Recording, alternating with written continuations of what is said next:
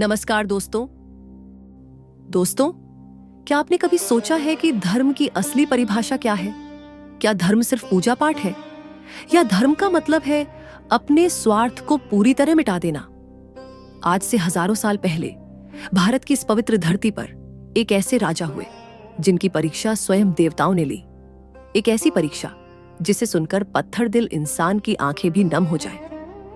हम बात कर रहे हैं चक्रवर्ती सम्राट शिबी की, कुशीनर के राजा शिबी, जिनके बारे में कहा जाता था कि उनके राज्य में शेर और बकरी एक ही घाट पर पानी पीते थे। पर उनका सबसे बड़ा इम्तिहान अभी बाकी था। एक ऐसा इम्तिहान जहां एक तरफ उनका अपना शरीर था और दूसरी तरफ एक नन्हे से परिंदे की जान। आज की इस वीडियो में हम सिर्फ उनकी कहानी नहीं सुनेंगे, हम उस दर्द, उस चैतन्य और उस महानता को महसूस करेंगे जो एक इंसान को भगवान के बराबर खड़ा कर देती है। मेरे साथ इस सफर पर चलिए और देखिए कि कैसे एक राजा ने अपने मांस का आखिरी टुकड़ा तक दान कर दिया। राजा शिबी का दरबार कोई मामूली दरबार नहीं था, वो न्याय का मंदिर था। शिबी, जो भगवान विष्णु के परम भक्त थे, उनका मानना था कि राजा प्रजा का स्वामी नहीं बल्कि सेवक होता है। एक दिन दोपहर का समय था। सूरज की किरणें दरबार के संगमरमर के खंभों से टकरा रही थी। राजा शिबी अपनी प्रजा की फरियाद सुन रहे थे। चारों तरफ शांति थी। तभी अचानक आकाश में एक चीख सुनाई दी। एक सफेद कबूतर डर से कांपता हुआ तेजी से नीचे गिरा और सीधा राजा शिबी की गोद में जा छुपा। उसके छोटे से दिल की धड़कन इतनी तेज थी कि राजा को अपने हाथों पर महसूस हो रही थी। उसके पंख बिखरे हुए थे, आंखों में मौत का खौफ था। राजा ने बड़े प्यार से उसे सहलाया और कहा, डरो मत नन्हे जीव, तुम मेरी शरण में हो। लेकिन दोस्तों, डर अभी खत्म नहीं हुआ था। उस कबूतर के पीछे पीछे दरबार में दाखिल हुआ एक विशाल बाज। उसकी आंखें आग की तरह लाल थीं, पंजे नुकीले और भूख ऐसी कि वो किसी को भी चीर दे। यहां शुरू होता है धर्म का असली संकट। बाज ने मनुष्य की वाणी में राजा से कहा, हे राजन, आप बड़े न्यायी बनते हैं, पर आज आप मेरे साथ अन्याय कर रहे हैं। वह कबूतर मेरा भोजन है, मैंने इसे पकड़ने के लिए अपनी पूरी शक्ति लगा दी है। अगर आपने इसे मुझसे छीना तो मैं भूख से मर जाऊंगा। क्या एक राजा का धर्म है एक का पेट भरकर दूसरे को भूखा मारना? राजा शिबी हैरान रह गए। बाज का तर्क गलत नहीं था। प्रकृति का नियम है कि बड़ा जीव छोटे जीव को खाता है। लेकिन राजा ने शांति से जवाब दिया, पक्षीराज, तुम्हारा तर्क सही है, पर यह नन्हा जीव मेरी शरण में आया है। जो मेरी शरण में एक बार आ गया, उसकी रक्षा करना मेरा परम धर्म है। मैं तुम्हें इसके बदले अपने राज्य का सारा खजाना दे सकता हूँ, 56 भोग दे सकता हूँ, पर इसकी जान नहीं। बाज मुस्कुराया और बोला, राजन, मैं सोना या चांदी नहीं खाता, मैं मांसाहारी हूँ। अगर आपको इस कबूतर की इतनी ही फिक्र है तो मुझे इसके वजन के बराबर आपका अपना मांस चाहिए, वो भी आपके दाहिने अंग से। और शर्त यह है कि दर्द से आपकी आंख में एक आंसू नहीं आना चाहिए। क्या आप तैयार हैं? दरबार में सन्नाटा छा गया।